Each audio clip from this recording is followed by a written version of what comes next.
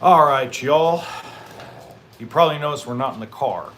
Welcome to HBRV Lifestyle, the podcast. I'm the host, the Honey Badger, here to give it to you straight and transparent about the RV business as well as other things. He's not here yet, but he'll be walking the door any minute. I've got Dustin Simpson on here today, and we're going to talk a lot about the service side of the industry. We're going to talk about a lot of things he's found on frames cracking, especially on older units, specifically toy haulers. We're going to talk a little bit about the frame flex, frame failure issue with Grand Design in Winnebago and a couple other brands. Good morning, Mike. Hopefully you're enjoying Tampa Bay RV Show. So we're going to talk a lot about that stuff. Good morning, Paula. We're also going to just kind of go back and forth and just have a nice little chat. Hopefully you guys enjoy it. Right now he's talking with a customer, so we'll be interrupted back and forth as we go along. Before he comes in here, one thing I do want to say is there's some behind the scenes things going with Grand Design RV that I found out about and verified yesterday. And it is that Grand Design RV dealerships are being authorized to test for frame flex / frame failure on the fifth wheels that have been sitting on the ground, your 2023s, your 2024s. So they're getting paid some pretty good money to take apart the front cap, lift it with a forklift, do all the measurements and see what's going on. They're being paid very well to do that. It's nothing that it has been announced publicly.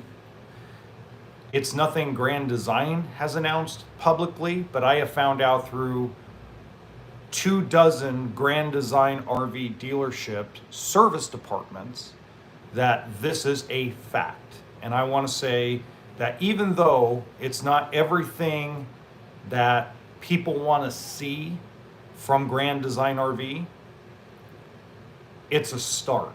And I'd like to give Brad Smith a lot of credit for this because obviously this is going to cost a lot of money. This is not something that's cheap. You're talking about between $2,000 and $2,500 per fifth wheel.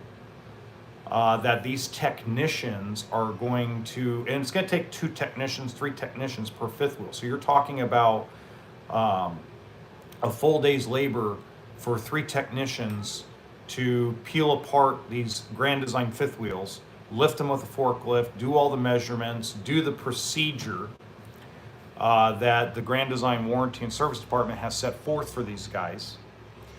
And to me, that's a step in the right direction. Remember when I said earlier this year and late last year that Grand Design's going to make a comeback. They're not going to be down in the dumps for the rest of their lives, okay? But it's a step in the right direction. Here's the pros and cons of this. The pros of it is if it's really bad, let's say it traveled from Indiana to Nevada. That's a pretty good distance. It means that the ones that have the more severe severity are going to get caught right away because it probably already showed signs of it going down the road, the 1,800 miles of travel from Indiana to Nevada, and they'll probably catch that on the lot. They're probably only going to catch maybe 5 to 10% of those cases because what we have learned, or what I have learned over the last 2 years, is that this doesn't show up till this fifth wheel has traveled down the road fully loaded, going down harsh conditions, going down not smooth roads, and being actually used. And it doesn't usually typically happen in the first year. Now, we've seen a lot of them happen in the first year, but generally it happens in year 2, year 3. So you're not going to catch all of them pre-purchase. I have not. I haven't seen their new Super C. But you can film it for me when you're over there. So Grand Design RV has taken a step in the right direction, but they're not going to catch them all. That's the problem. And the problem is they have to get to proper uses to catch everything that's going on when it comes to frame flex, frame failure. A 1,800 mile trip isn't necessarily going to solve it. So I talked to one service guy. He's like, I'll take the free money. Because that's pretty much how he feels. He's like, he's out in central United States. He told me plain and simple, I'll just take their free money because I can test it today and 2 years from now it can show frame failure. You can test it today and it comes perfect and all within measurement. But 2 years from now, it could fail. So he's like, it's a great idea. Give me the free money, but it doesn't hold up what's going to happen. Thank you, sir. Appreciate it. That being said, again, step in the right direction. Okay. Again, one of these things that I wish that Grand Design would make public. I wish that Winnebago would make public that they have acknowledged they have a big problem. But then you got to turn around and say if they acknowledge they have a big problem, then these class action lawsuits that are being attempted to be filed are going to have a better footing. So it's you're damned if you do and damned if you don't.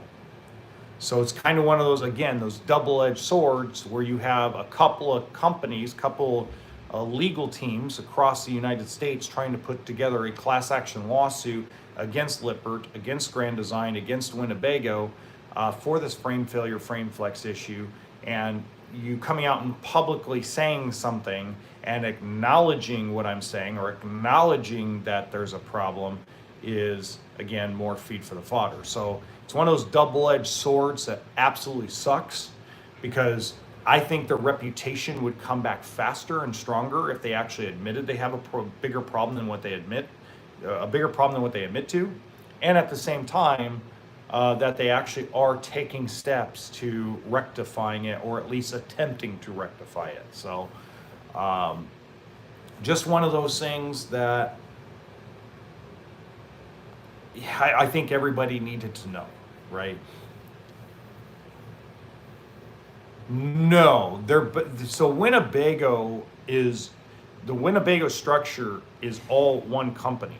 So it's not divided up like Thor is, where Thor has different service departments for different divisions. So like Thor has Thor Motor Coach, Keystone RV, Heartland RV, Tiffin RV, etc. No, Lippert is not paying for, according to what these guys have told me, Lippert is not paying for anything when it comes to the pre-inspection. Grand Design is paying it all out of pocket. Now, Lippert, according to a lot of service guys I've talked to, has been paying for any frame repairs when it's been directly done. So one of the things that has become interesting about this whole Grand Design frame failure thing, because we haven't talked about it in a while, but one of the really interesting things is, and it's with other companies too, it's not just Grand Design, it's also, realize there's a very small percentage of other companies, small percentage of their vehicles that have this problem too. It's not at the grand scale it is with Grand Design, but there are other companies that do have this problem every once in a while. So Lippert, a lot of these independent service shops and independent service centers just go directly through Lippert to get these frames warranted. So Lippert has partaken in the cost of the repairs. Grand Design is trying to get ahead of it. And it would not shock me if they started having 2025s pre-inspected too. 10 service guys all told me it would not be a shock to them in 4 or 5 months that they decide to have 2025s inspected as well. Just basically as soon as the turn of when they're going to turn over to 2026 is when they're going to probably start having 2025s pre-inspected. This is very, again, very smart of them. Just wish that they would be, you're going to get sued either way. These lawyers are on it. These Wall Street guys, they are on it. They're going to do what they're going to do based on speculation alone. You might as well just come out and start rebuilding your reputation and deal with the consequences as you go. That's my gut feeling about it. Winnebago's a strong enough company that even though they've lost a bunch of money, you've made all the right moves so far personnel-wise. You've moved on from one person and promoted them. You basically have their warranty person putting his foot down on the ground and moving the needle in the right direction. I am from the USA. So the lawyers and the attorneys and the Wall Street guys are all going to do what they're going to do. You're not going to stop them. And you're not going to make it worse. It's going to happen one way or the other. Legal teams will tell you otherwise. Let me clean off the camera a little bit. There's a little bit of glare. Hold on one sec. There we go. There we go. That's a little bit better. Okay. No, I don't think so. The process of changing everything for a frame, changing an entire lineup and rebuilding from scratch takes years, not months. Do I think they will eventually be better built? Yes. Do I think it'll happen in 2020, year model 2026? No. Do I think it'll happen in year model 2027? Maybe. Do I think it'll happen by 2030? Yes. I think by 2030, I think Grand Design will have a new way of doing things that is successful and been tested and successful. So I really believe, yes, it'll eventually get built better. They are behind the times with a lot of things. So if you look, Keystone RV has already switched a lot of its brands to a different chassis. They're no longer using Lippert on a lot of their stuff. Forest River, specifically a lot of their fifth wheels, not all of them, but a lot of their fifth wheels have already decided and gone down the road of changing out to a new frame company. And most of them are using either Norco or BAL, which is the same umbrella corporation. Northwood Manufacturing always builds their own frames. Outdoors RV always builds out their own frames. So they're already behind. So when this thing came out, you already saw a lot of companies a couple years ago start moving the needle to make the change.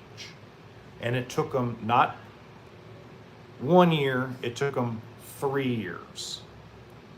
Because that's what you have to do. You already ordered X amount of Lippert frames. You already have a bunch of ways of doing things. And remember, like we've talked about several times, RV companies, regular RV corporate companies like Rev Group, like Arctic Fox, like Genesis Supreme RV, like Cat Coachman, like Forest River, like Keystone. These guys don't change things every single year. They change things every 3 to 4 years. They might change the interior color of a cabinet, but where they place things, what appliances they use, it doesn't change. Except for maybe every 3 to 4 years because they have to make the adaptation on the frame module on the frame construction. Novak Djokovic, the Joker? I like Joker, but see, I was an Andy Murray fan. I still am an Andy Murray fan. He'll never come back and play competitive like he did, but I was always an Andy Murray fan. I was a more Andy Murray fan than I was a Joker fan. But I like Novak. He's a good guy. Well, sorry to hear that. So the reality is that we're already seeing a lot of improvements.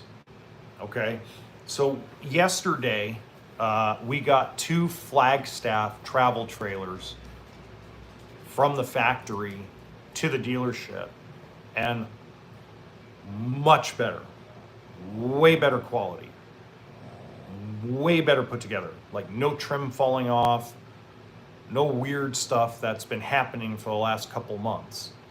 So the improvements have already occurred. So whatever happened during Christmas break, whatever they've done has basically, whatever decisions they made at the corporate level, specifically at Forest River, has made huge improvements over the quality. Because if you go look at stuff that was built in October, November, it was garbage, it was junk across the board.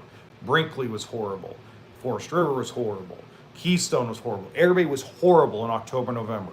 And like I've said, the juggling of all the way things that are going on with building less, not having the right stuff, having a bunch of turnover, having folks go, find full-time jobs because they're only working part-time in the factory. All those things, I think, finally have juggled out where these guys have got it down, because the 2 Flagstaffs we got yesterday are absolutely the best shape I've seen in about a year. They look great. And the same thing as a Rockwood. The other day we got in Primetime Avengers, not the best quality unit, but again, we got 3 Avengers in. They're just small little guys for the show they're doing in Northern California. And all 3 Avengers, no bubbling in the floor, no trim falling down, none of the normal stuff that we've been seeing since basically, or service guys in general have been seeing in October, November. So some of it is huck bolted. So NXG is all huck bolted. Some of the BAL frames, some of the Norco frames are welded. They're not all huck bolted. So you actually have to go underneath that frame and actually see if it's huck bolted or welded. Most your huck bolted frames are going to be your Lance travel trailers, your Coachman Clipper and Viking travel trailers are all huck bolted. Things of that nature. Intech RV builds their own frames, and they're aluminum. So very different. Everybody's doing something a little bit different, trying to get away from the norm. Now, is this going to piss off Jason Lippert?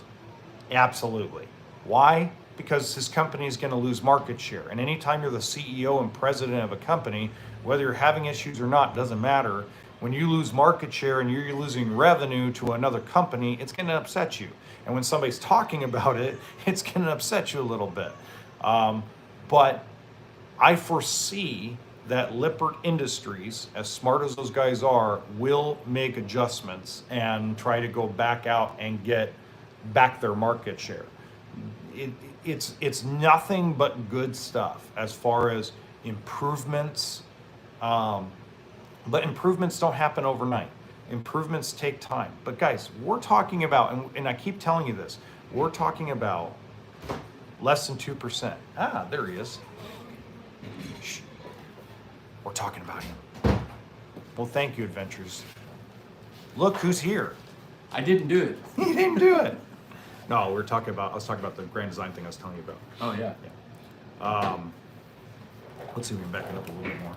There we go. I'll just sloot in. No. Like that. Yeah. By the way, if you don't know who this is Dustin Simpson. He's with California RV Specialist. He has a YouTube channel. I actually linked it in the description box below. You guys want to actually follow him because he's got a lot of great service stuff that's on there. I was telling him I was going to talk to you about the cracked frames. You were telling me, I saw one of the toy haulers specifically. So how do they look at it? How do they look for it? And what can they do about it? So basically, on what we've been coming across is not just the toy haulers. It's been small travel trailers, fifth wheels, and it's been all lines. So it's been Grand Design, Forest River, Keystone, Tiffins. We've had KZs. We've had Jaycos. I mean, you name it. It's pretty much anything that's had like a Lippert frame on it. And so when we're typically, like, what we would see is, customer comes in, he's here for a wheel bearing pack, and the guys are going out there to go do the wheel bearing pack service. And so part of our service is, check the springers, check the hangers, check all the undercarriage stuff. So on that, there's actually cracks in the I-beams itself. And so we've came across 2 different versions of these cracks.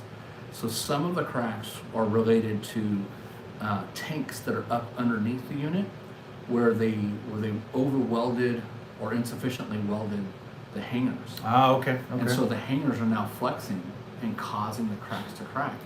The other is just random cracks on the frame because of the weight of the coach. So we don't know if it's from the axles where they're turning, if people are turning it too hard, or maybe even an example would be like at a dealership. We both worked at dealerships, to where when you go and you pick it and you jackknife the heck out of it, and you watch the axles start to twist and bend.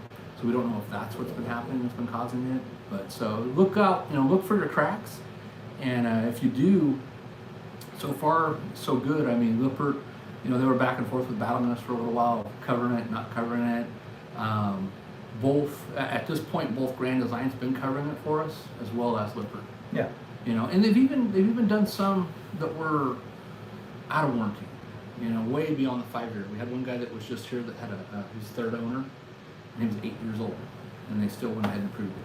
Yeah. See, so yeah. it's so not, that's what I'm saying. They're all going the right direction. Yeah, It's just a matter of that. time. But do these small little cracks that they see on your videos, are they like dangerous?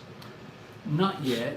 I mean, But something you should handle right away. something you should handle right away, because they could continue to grow. I mean, basically, we were told from the reps at Lippert, if we come across a crack that's more than 12 inches, don't touch it, stop, call and contact them. Because more than likely, then they're going to take some kind of bigger action.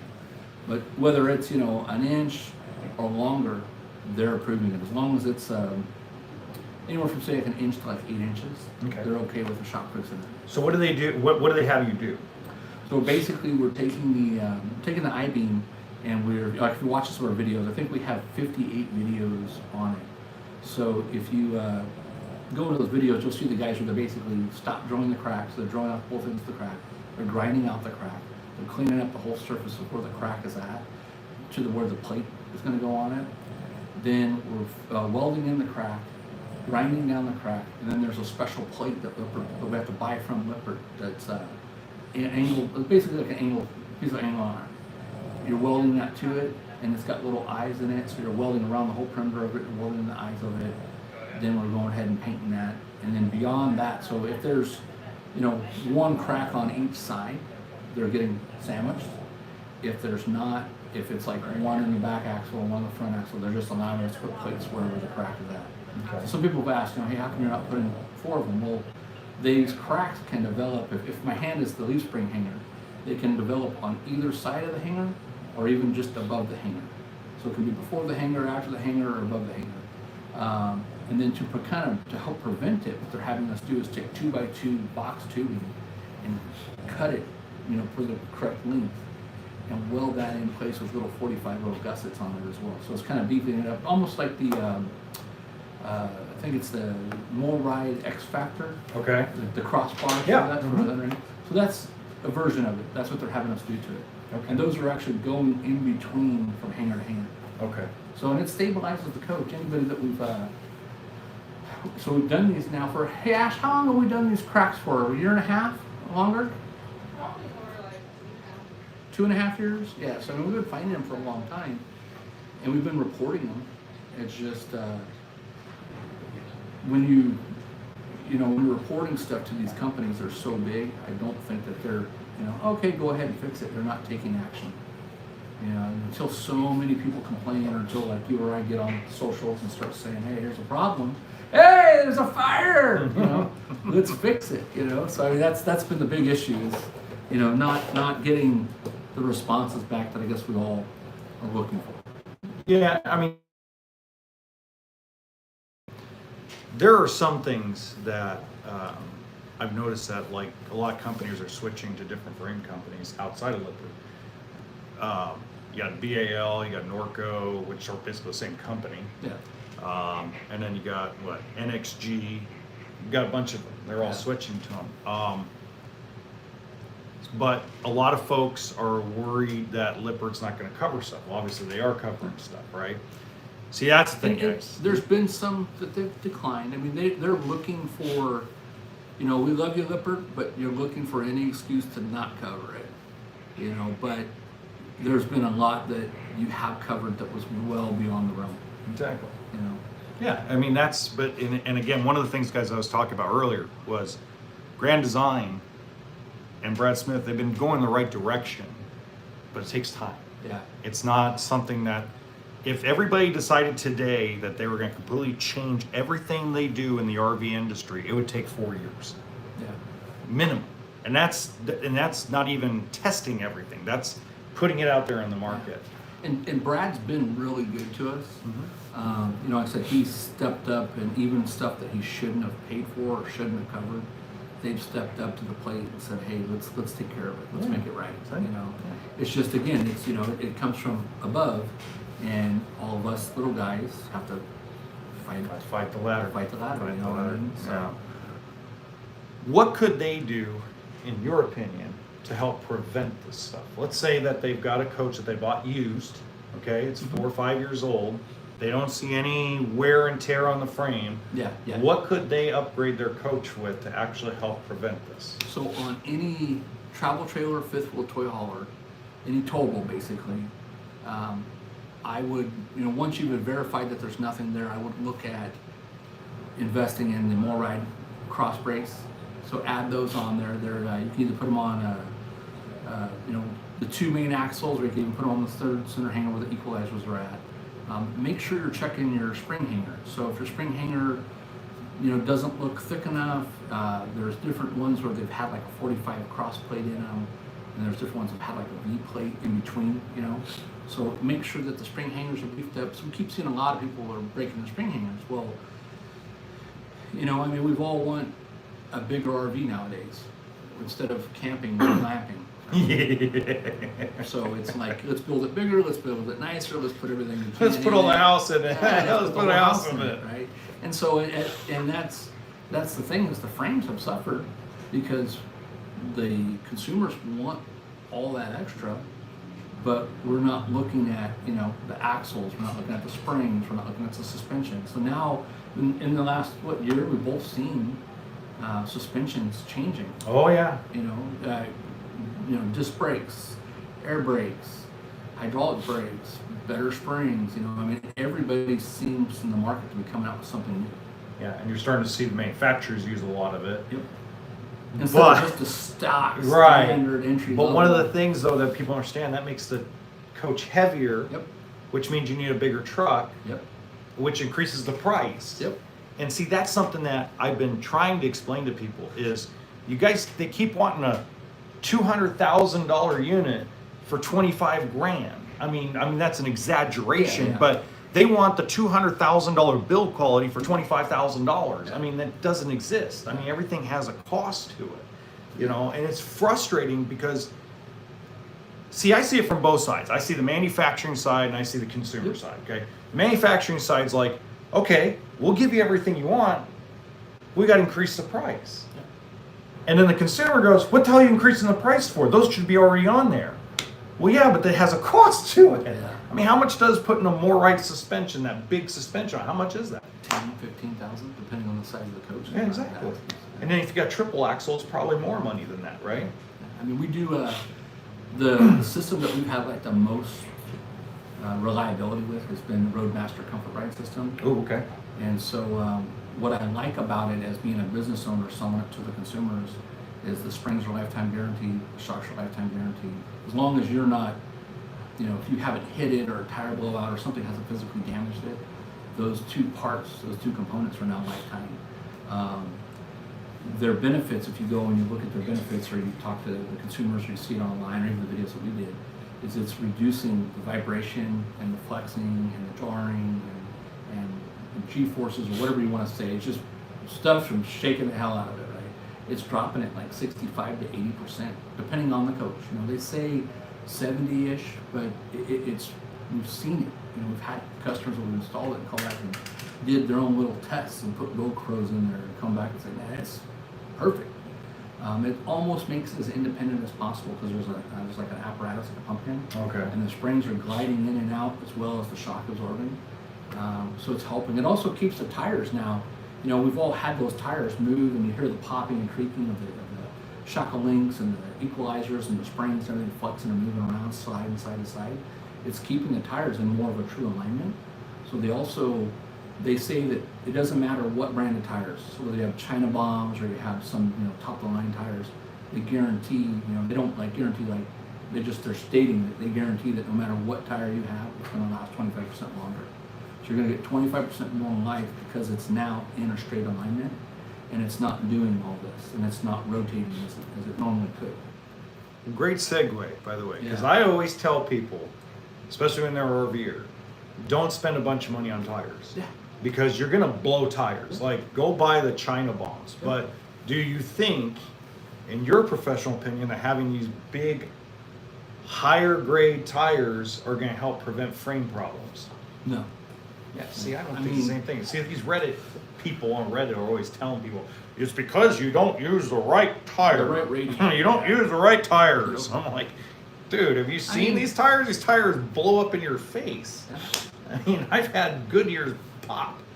You know, and we're Good Goodyears, yeah, too. We're California, so I mean, the roads are rough. They're shit. You know, I mean, they're tearing up the coaches. You know, so it's like, you know, get you a decent tire monitoring system, no matter what brand it is. Yeah. Torque the wheels periodically. I mean, if most people went back and looked at that sticker that they put on the side of the coach above the tire when they do put them on there, it tells you the torque requirements, whether it be 50 or 100 or 200 miles. Nobody ever torques those. Yeah. We get the coaches in for our wheel bearing packs, and we go and take a torque wrench real quick just to check to see. Whoa! It's Just a matter of time before they broke Maintenance. something off. We're going to get to that in a minute. Steve has a question here. How long does the average fix take? As far as the frame? Yeah. So the frames generally, I want to say, depending on how many cracks, the average is somewhere between, like, say 4 to, I think, as high. The biggest one we had 6 cracks. I think they paid us like 12 hours. So I want to say it's like you know, it's a 1-2 day turnaround. I mean, unless we're busy, we don't try to keep them because we can only get so many in and out per day. But you know, it's not that difficult. You know, almost anybody can do it. We've seen a lot of DUI guys do it and call me up and ask me, you know, questions, and we provide them that sheet. So I mean, it's not that big of a deal. I mean, even if you were out of pocket, and let's say you had an older coach, if depending on the shop you're going to, you're talking adding those cross braces in. So you got the steel that you're using. The plates, I think, are $15-$20 a plate. Some welding material. Those grinding discs are expensive. You know, so I mean, all the material stuff, and you probably have a couple $100 or more in material. Okay. And then the rest of it's just labor. So Labor. whether you take it to, you know, you don't have to take it to an RV shop for that. You can take it to anybody that's a welder, and if their labor rate's, you know, lower, then you're going to save. Yeah, so it's not going to cost you a whole lot of money. Yeah, it's not. I mean, it's, you know, I would say like that biggest, most expensive one was probably a couple $1,000, but most of them are probably within like the $1,200 range. You know? So it's maintenance. It's maintenance. Right? Yeah. So Preventive maintenance. Preventive. So it, And it's still, we're you talking know, about that for again- years. Again, you know, I mean, it's like, Torquing the wheels. I don't even talk about that. You know what? You just gave me another subject to talk about. torquing the wheels, Torquing checking the wheels, tire yeah. pressures, you know, making sure that, you know, how often are you doing your wheel bearing pack? You know, everybody says online and on all the manuals, 12 months, 12,000 miles.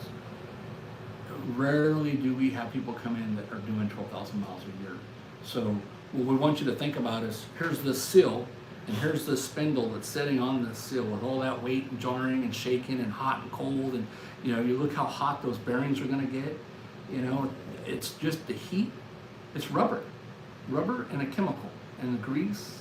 You know, we assume it's not going to dry out those seals, but it's still, whether they shrink or expand, hot and cold, age, maybe it's parked all the time and then it oblongs the seal, they're gonna leak. And that's more of the precedence of why we want you to do it every 12 months. You know, just again, prevent maintenance. So with the newer trucks, here's another one for you that you can use. Here's the newer trucks that are coming out, they're so sensitive to, hey, there's a brake issue. We just had a gentleman that came in, and we've had it, you know, dozens of times. Hey, there's something wrong with my brakes. look at his wires, check the voltage in the back of the truck, check the 7-way core, everything's good. Sir, when was the last time you had a oil brake pack? Oh, like 3 years ago. You know, well, who did the last one? Oh, I did it.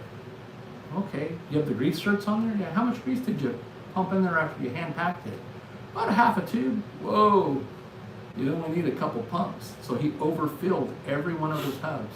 Not enough to see some of those pictures or videos where there's just pancaked in there, but enough to where it pushed past the sill, got on the brake magnet, got on the shoes. Now his shoes are saturated and contaminated, and the brake magnet's not being able to go to ground, making its contact, dragging, telling the trucks, telling you, hey, there's a problem. So it comes back again to maintenance. Maintenance is the king. Shout out to Terry. Oh, hey, it's Amia. It's Amia bought a Grand Design. Oh, cool. Yeah. Even after, see, that's the other thing. Before I get to your question, Black Bull Night, that's it. It's Amia has been with the podcast a long time, and the main channel. Yep. And if he's shouting out to Terry, he's probably our tech Terry. Oh, okay. That's her. There's a lot of over impact. Oh, okay. The one thing about It's Amia is, even though, just like a lot of people, they came to the channel, came to the podcast, got the education about the frame problems, still bought a Grand Design. Yeah. And people get mad at them about it. You and I know people get mad about that. I don't get mad about that. Do you get mad about that? No. Is there something wrong? Because what would you say is the percentage of the problem? I know they say it's half of 1% crap, but what do you think the real percentage is, in your opinion? It all depends on you and how you're towing it. So to dive in on it, right? We just had a customer come in last week on Monday who's coming back in March, on March 5th, I think.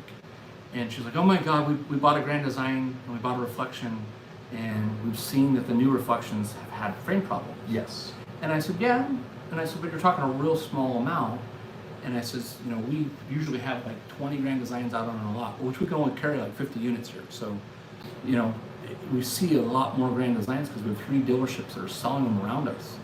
And that's why there's so many Grand Design videos that we do. But, you start thinking, it's quick and easy to say, oh, the consumer's overweighted it. But did you get the right truck? Do you have the right hitch? Are you towing it right? Are they young like us and they're beating the shit out of it because we want to hurry up and get there to go crack our beer or throw our fishing pole in? Or are they driving nice and easy? Are they jackknifing it too hard when they're turning it? Is the shop that's working on it being too aggressive with the forklift and jackknifing it around their yard because it's some dumb young kid that don't know what he's doing? I'm not saying that they're all dumb if they're young, but we are, So there's too many variables to say, hey, it was just one person's fault. Is the metal thin and weak? Yeah, probably. Could it be bigger, stronger? Hell yeah, it could be. And that's, again, it comes down to the manufacturers and cost. We're trying to build something lightweight so that you can tow it with an average truck. So unless you want to go buy, $100,000 plus truck or one of them diesel trucks. Well, it's more like 200 grand now. 200 grand. Yeah, it's more 200. You want to buy those big diesel pushers. I always tell people it's probably, if you take 100% of everything that has a frame problem with Grand Design, probably 50% of it is due to the roads, overweighting, stuff like that. The other 50% is that the manufacturer has not updated the frame or has not updated the specs on the frame.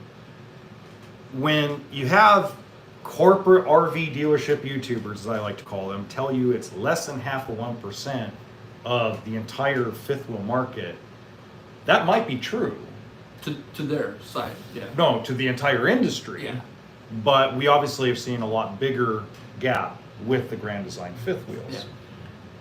But not every Grand Design fifth wheel that goes through the factory floor is going to have their frame fail. No. Not even close, right? So, what's the best life advice that you've gotten or have? Life advice? Yeah, that's what, at Black Bull Night. That's the question. Continue to pursue to achieve greatness? I don't know. Hey, my life's all turned around. I just turned 50 here last year in July, and started all over again. I got a brand new baby girl that we heard in the background crying.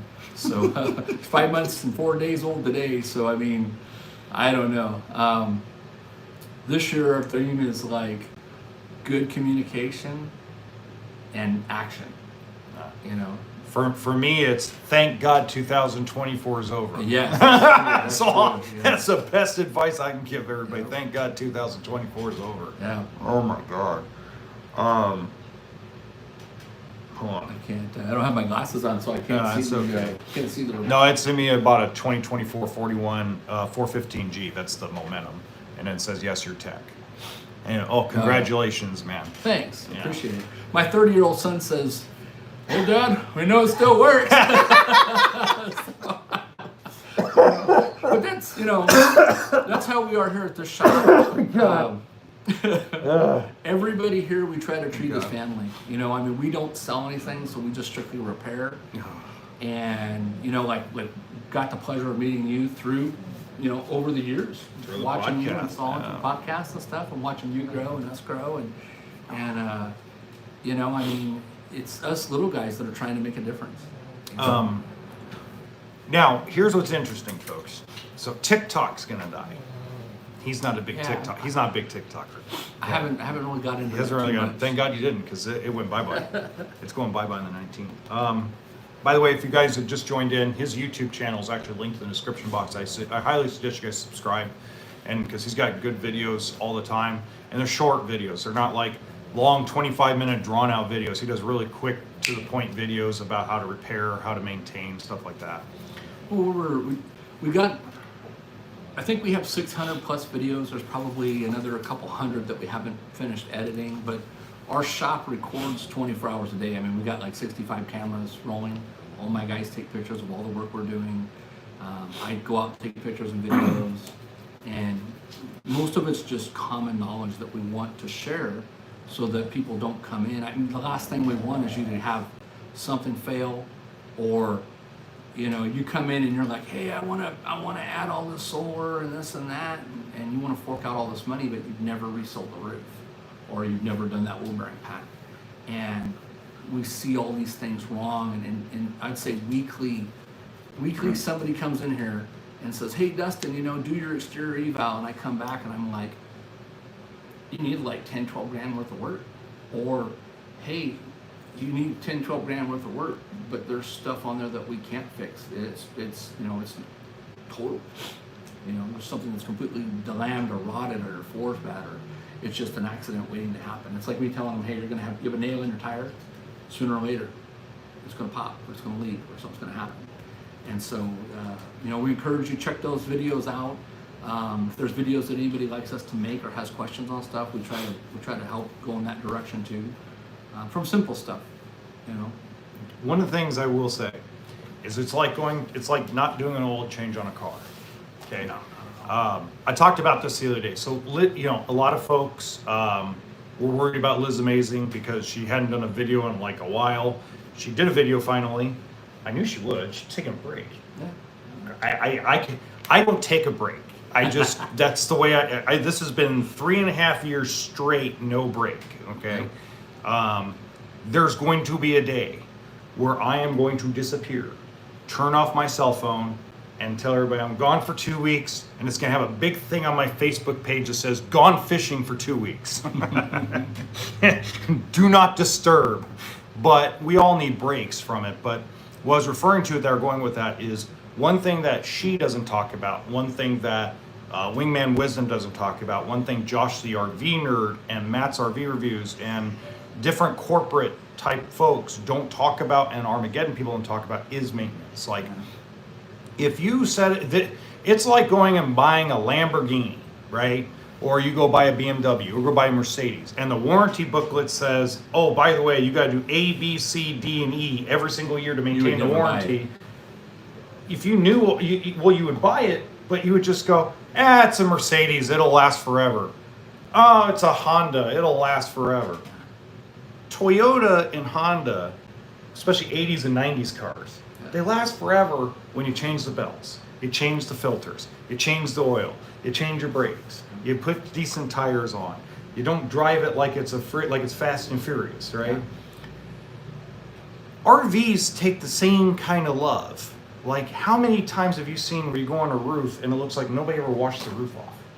All the time. All the time. Here's some funny stuff, right?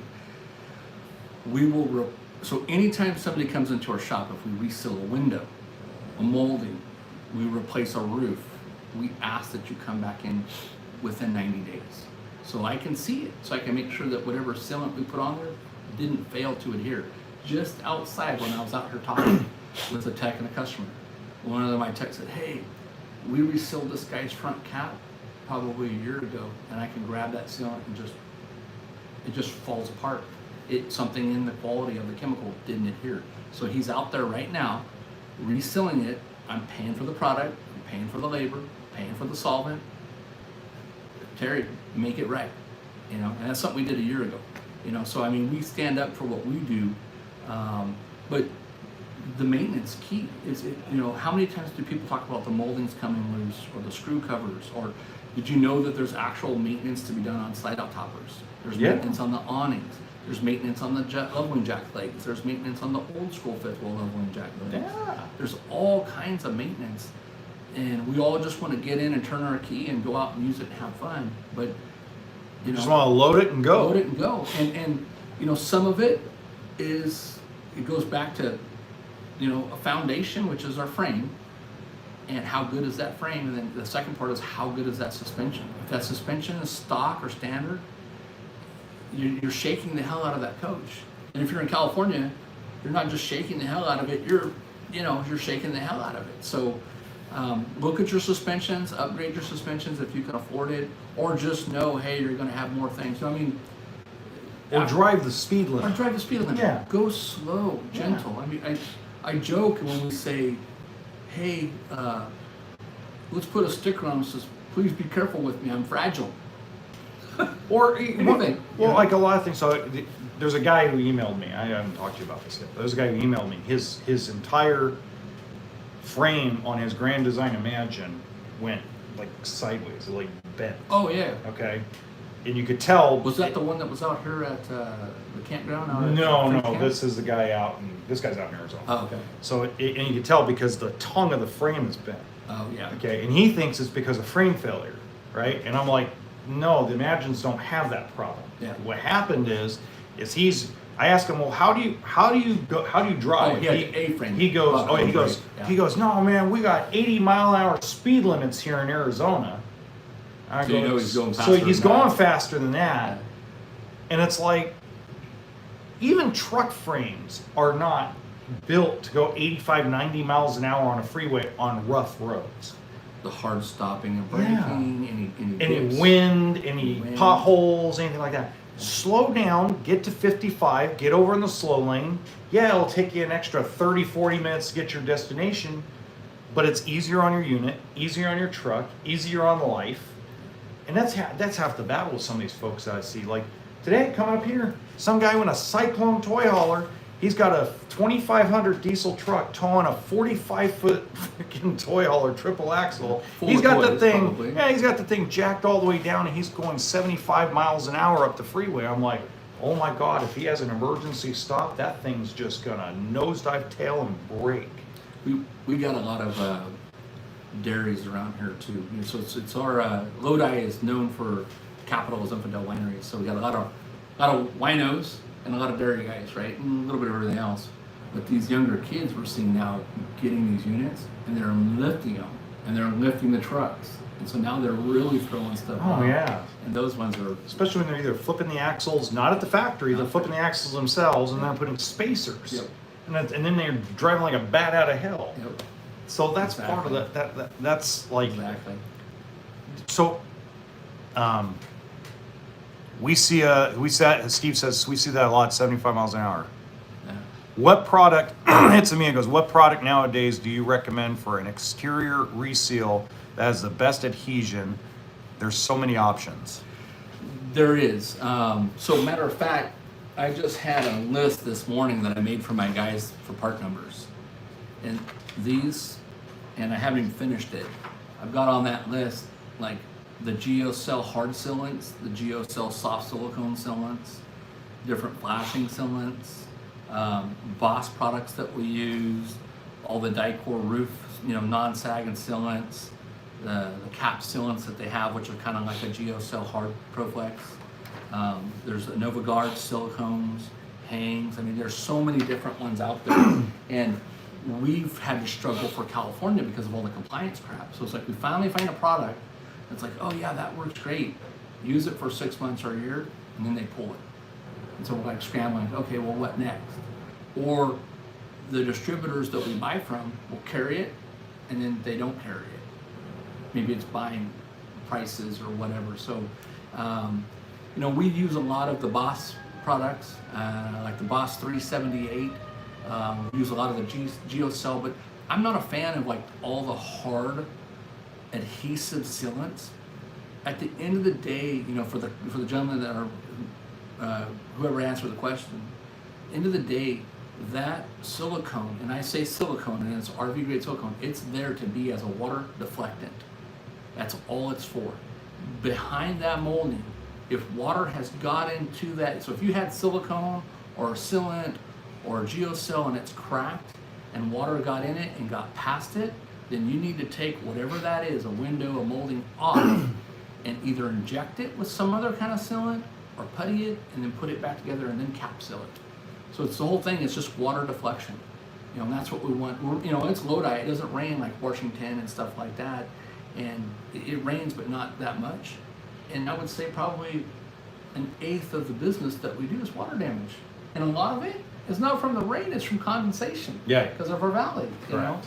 So the sweat and the temperature changes and stuff, keep that in mind. A body reseal is not permanent. There's no product out there that I've ever came across in 25 years that I can seal something with and it's indefinite.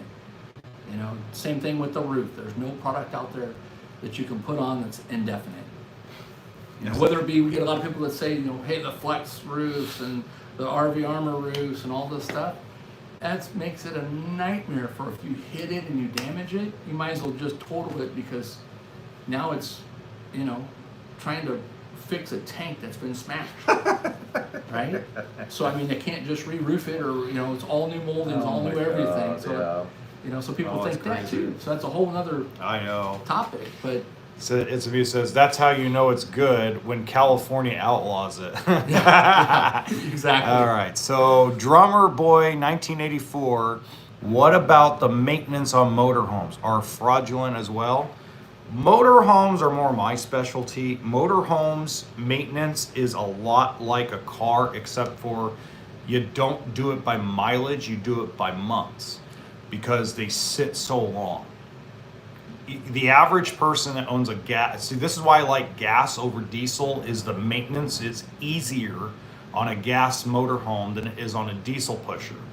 A pusher takes more battery power, more volts, more amps to crank it over on a cold start than a gas Ford motor, okay? Pushers, I always say pushers are for 3 types of people. The person that's owned 6 or 7 rigs, 4 or 5 rigs, they've sold the house, they're now going across the United States, fully living in the unit, they don't have a truck, they got a little car, or maybe maybe they just want something where they're gonna Uber everywhere because they're gonna go see grandkids, they're gonna go see kids, and they're done staying in their state, whether it's Tennessee, California, etc. Okay? The second type of person is the person who actually has to tow something heavy, horse trailer, race cars, things of that nature, something that's over 10,000 pounds. And the third reason why is because someone wants to hear the sound, psh, which is ego, right? Those are only 3 people that buy a diesel, okay? That's when the wallet opens up. Yeah, exactly, okay? But the maintenance is the same interior-wise and exterior-wise as a travel trailer or fifth wheel or toy hauler, is then you gotta seal your roof, you gotta seal your sealants, you gotta make sure that you seal your windows, you gotta make sure they're clean. My God, guys. All the appliance services. It's so frustrating when you get a used trade-in that is a great floor plan and they bring it in, and you can tell they've never cleaned out the appliances, they've never cleaned the roof. You can tell when there's mold on the roof and there's these little cracks in the rubber because the sun baked the stupid dirt and started cracking because it started drying out the whatchamacallit, the membrane. The positive side that I can say to like a motor home, whether it be gas or diesel, is there's less slide out problems associated with those. Again, and it comes back to suspension. You know, motor homes have a nicer suspension. The diesels have a nicer suspension, air rides and stuff like that. So think of like the travel trailers and the fifth wheels. They're shaking themselves apart. So we see a lot of like Schwinn-Tech side outs going bad, cables going bad, underarm rail side outs going bad. And we always say predominantly it's travel trailers and fifth wheels that are failing. And there are some that fail on the motorhomes, but the ones that are failing on the motorhomes, it's been way less, at least from my business standpoint. And then the ones that we have seen fail, it's come back to how are they driving it? Yeah. And overloading the room stuff in the rooms and flopping on the rooms and, you know, going in and out of driveways too hard, not taking it nice and easy. So there's pluses and benefits. Off topic, because we were talking about motorhomes, tow cars. We get a lot of consumers that go out and they'll buy a motorhome of any type and then go in and get that shock and awe of how much it costs to set up a tow car. Oh God, yeah. Or oh, my God. not have a vehicle that is flat towable. So make sure if you're watching this and you don't have a motorhome and you're going to buy one, you know, because you always talking motorhome sales, you know, make sure that if that's something you're going to do, maybe you already have a truck. So if you already have a truck, you get a trailer or a fifth wheel. But if you're going to get a motorhome, make sure your vehicle that you currently have is flat towable. Make sure that you triple check that it's flat towable. Don't just always rely on your shop, because sometimes we will get a car in, punch in the numbers, hey, it's flat towable. It gets here and we go, no, it can't be flat towable. And so they've had to go back and get rid of the car, or exchange the car or whatever. See, I go the other route. I tell them, because realistically, the only two flat towable vehicles that are really like built to flat tow are Jeeps and that old not the Mitsubishi, the Isuzus. Remember the little tiny little Isuzus that look like a Jeep Wrangler? And now people are towing everything. I know, trucks but and cars I get and all SUVs weirded out seeing that. Like I just say, like get a flatbed trailer, Yep. strap it down, you know, and with a ramp. And Well, the tow go dollies on. nowadays, Or the tow dollies or- that or are put up the- on put up on in here. full, Yeah, those cost almost as much as setting up a tow package. yeah. You know, the thing that they don't tell you is, so same thing. Last week, a customer came in. He's like, "Oh my gosh, it's so much to set it up. You know, buy the tow bar, buy the bracket kit, the wiring kit, the braking system, put Oh everything all yeah. together." That right? brake All buddy those alone different- is $2,000. Yeah, put on all the different systems in there, marrying up the height of the units, making sure that if you have an older motor home, maybe it doesn't have LED lights and your vehicle does, or vice versa. You're having to marry up all those systems so that they work right. Well, if you have or if you have a vehicle that is flat towable ready, and you're gonna get it set up, and you go in and you get that sticker price shock of, oh man, that's, you know, $6,000-7,000 to set it up. Just know that you are adding value now to that unit. You are increasing the value of that unit to turn around and resell that vehicle. You know, so privately, you know, and even some you know, some used car places are, oh, it's flat towable, cool. Oh, you're talking. I'm not talking about the vehicle itself. itself. Okay, Yeah. not the motorhome. Not the motorhome. Oh, okay. Yeah. Let's see. Oh no, nobody else. Okay. Oh wow, that went by fast. One more minute. You got any final thoughts? Just if you have questions, I've tried to build our business website. It's www.calrvspecialist.com. It's a wealth of information. I mean, I don't know, there's probably 200 pages on there. There's articles on there. So I write for rvtravel.com. There's articles there for both RV Travel and myself. All our social media. If you go to any, like our Grand Design, so if you're on a Grand Design and you're watching, I think we have 24,600 or something subscribers just to that Facebook group. And in the photo albums alone, I don't even know, there's probably 200 photo albums of pictures. So you can see what products we use. I'll link them in there. A lot of them have links and stuff in there, what to do. Same thing with Amazon. You know, I mean, we all get pennies on the dollar. Both of us do. But Amazon, we got different folders of here's the tools you need for the water heater service, for furnace service, for AC service, for adding a second molding, whatever it is, it's all in there. So we try to do it to help everybody out. There you go. All right, guys. Wow, that went fast. All right, guys. Till tomorrow. Have a good one.